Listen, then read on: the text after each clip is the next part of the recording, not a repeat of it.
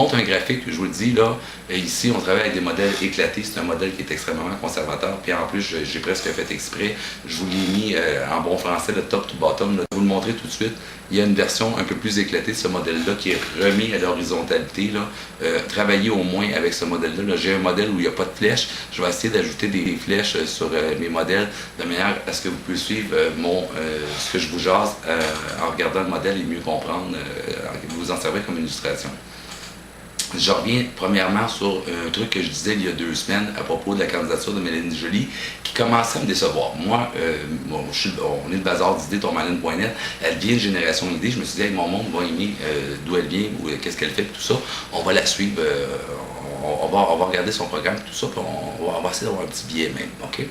Et puis j'ai dit, ben là, il me semble que aux forces de multiplier les mises en candidature dans différents arrondissements, puis tout ça, puis elle est rendue avec plein de candidats, okay, qu'est-ce qu'elle a encore d'indépendante? J'ai dit un truc dans le genre, vous voyez, elle s'est proposée comme à côté du script conventionnel, je me présente comme une politicienne indépendante, comme une candidate indépendante, et puis elle a été cooptée par le système. Donc je vous montre le modèle, un modèle qui n'a pas vraiment de nom, je n'ai pas noté de qui venait ce modèle-là, mais j'essaierai de vous donner la référence là, si c'est possible.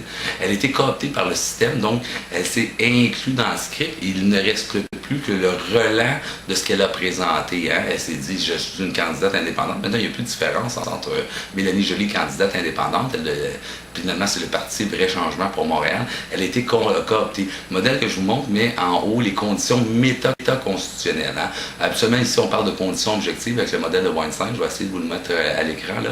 Mais bon, c'est presque identique. Ce que je veux vous montrer avec ce modèle-là, là, méta-constitutionnel, constitutionnel, les conditions du choix exercice. Vous pouvez remplacer conditions par situation, situation des choix collectifs, puis les conditions opérationnelles. Là.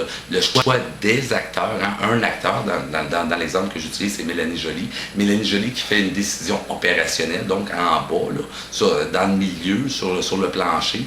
Elle dit, moi, je me présente comme candidate indépendante, et puis les conditions métaconstitutionnelles, c'est comme si, tout se passe comme si les conditions l'avaient rattrapé. Et elle a dit, viens dans le système, tu vas pouvoir changer le système dans l'intérieur du système, vous connaissez la rengaine.